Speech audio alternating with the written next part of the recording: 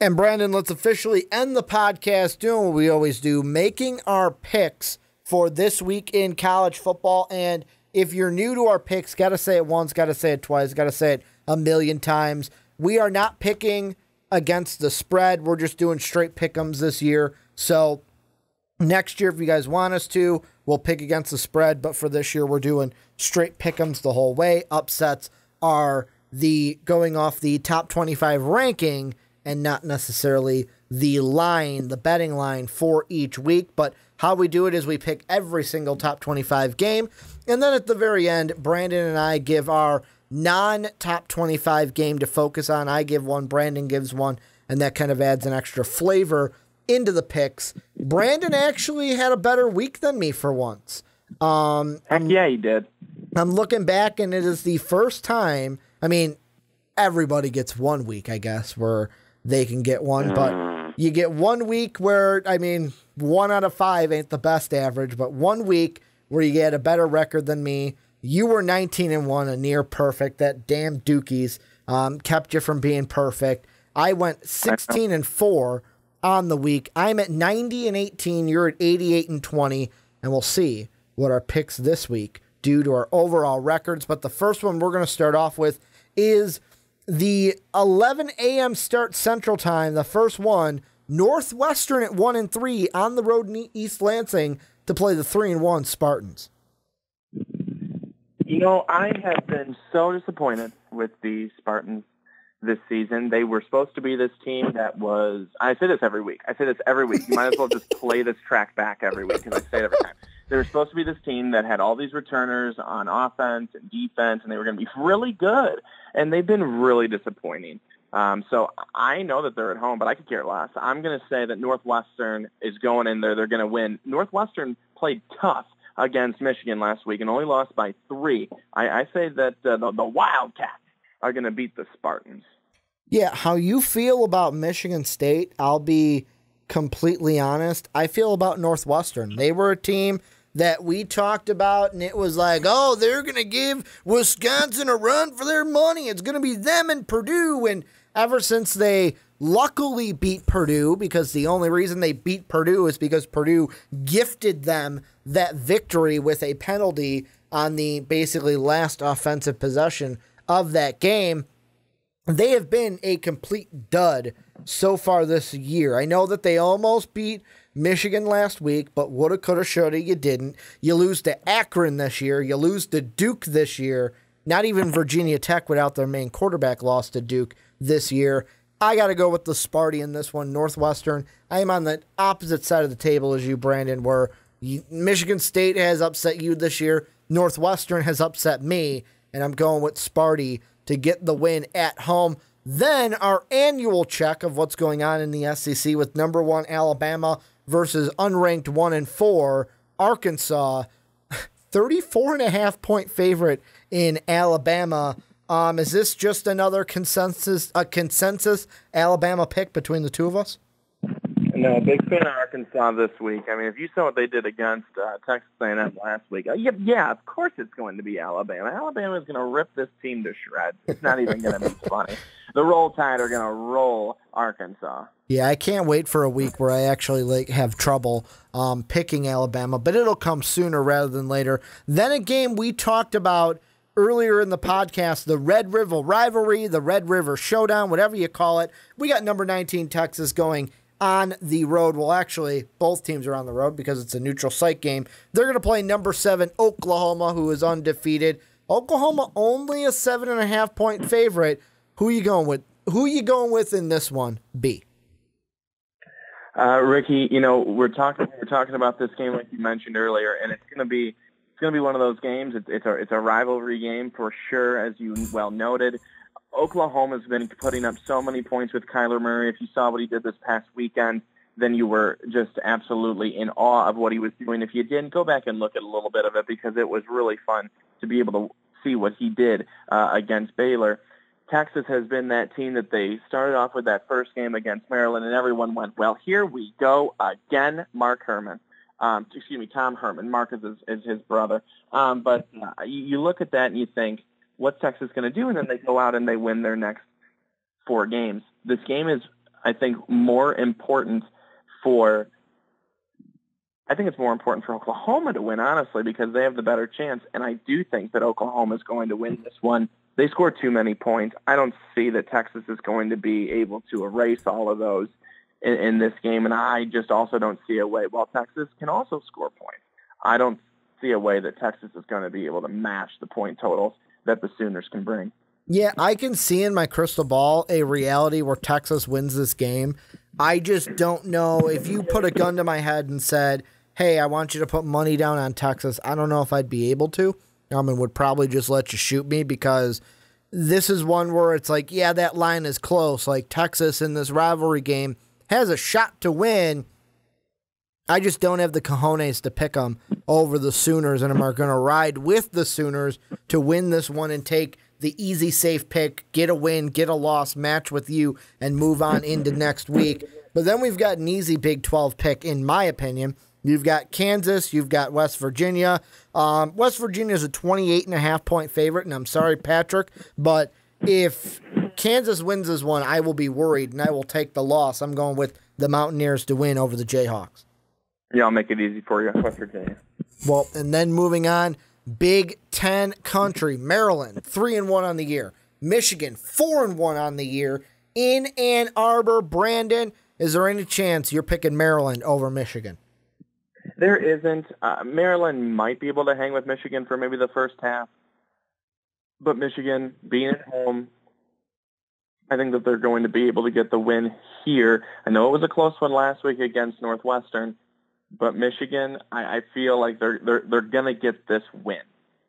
Yeah, I'm in the same boat. Like you mentioned, Michigan, yeah, they almost lost to Northwestern. To me, they've looked better since they did that opening half of the season against Notre Dame. I look at this Michigan team.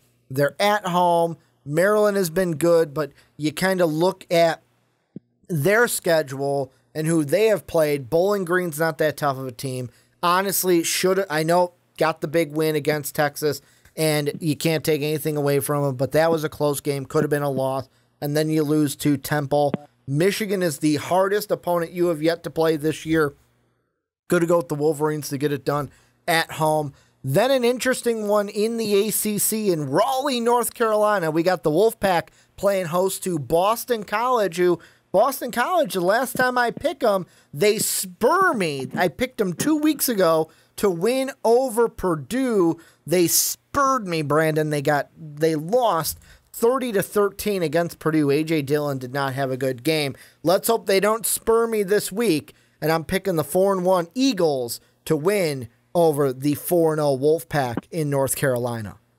Yeah, Boston College did a good job for me 2 weeks ago, too. They needed to lose to Purdue, and they did exactly what I needed them to do. So thank you, BC, in that one.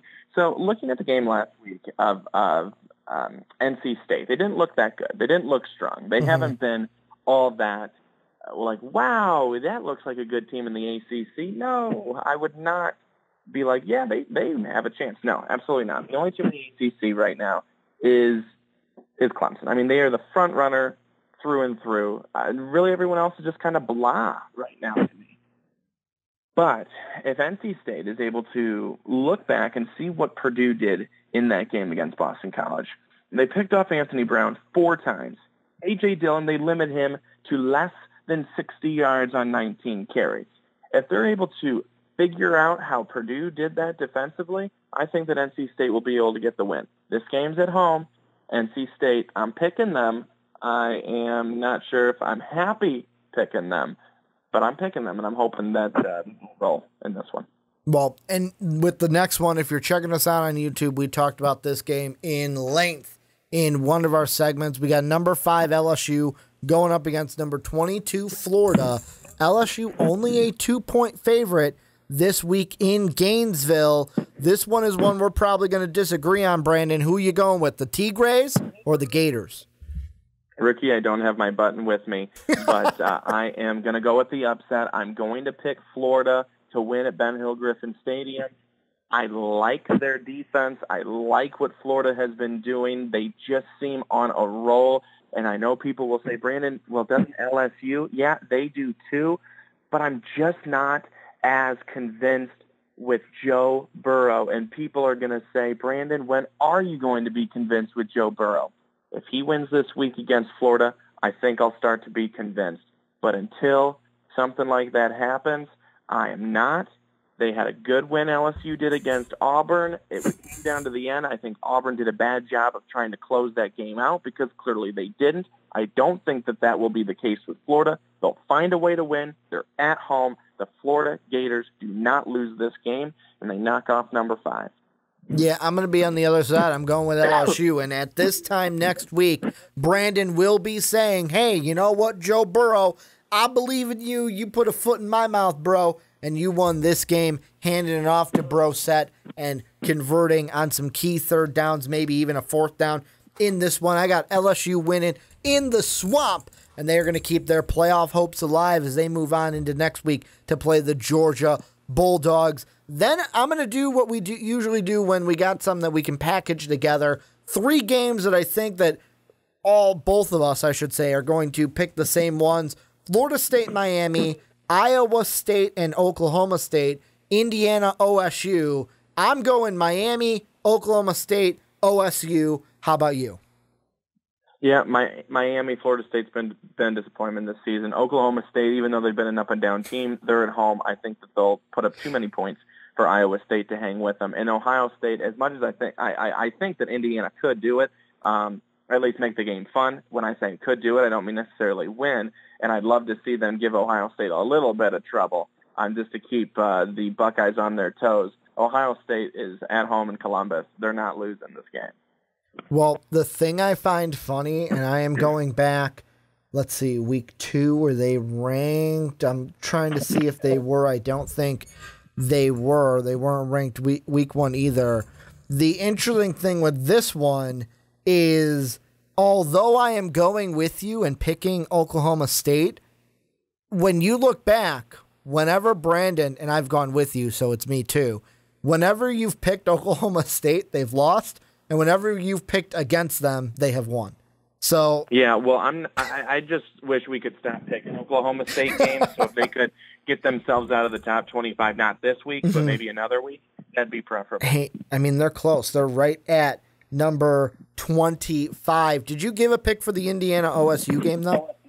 I did, Ohio State. Okay. I wasn't sure if I cut you off on that one. Then we got a Pac-12 matchup. This one I think we're going to differ on. Colorado playing host to Herm Edwards and his Sun Devils. Who you got, the Buffs or the Devils?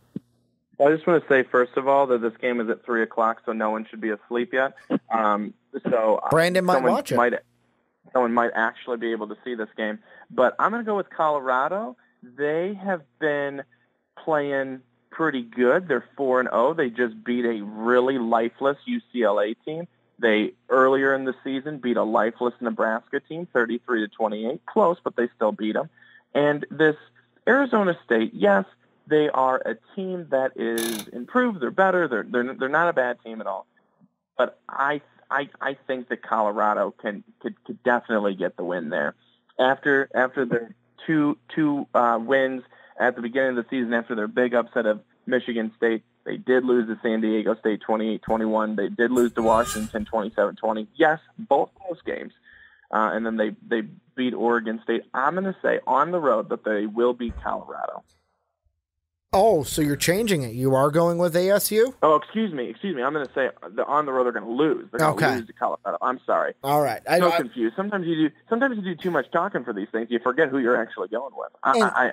So I'm going with Colorado at home. I made that clear because for me, I am going with ASU. For me, it's clear and simple. Colorado, their schedule is weaker than UCF's schedule. Ooh, you beat an 0-4, or now 0-4, but you beat an 0-3 UCLA team. Oh no, you narrowly beat a Nebraska team that's got some issues and can't win a game.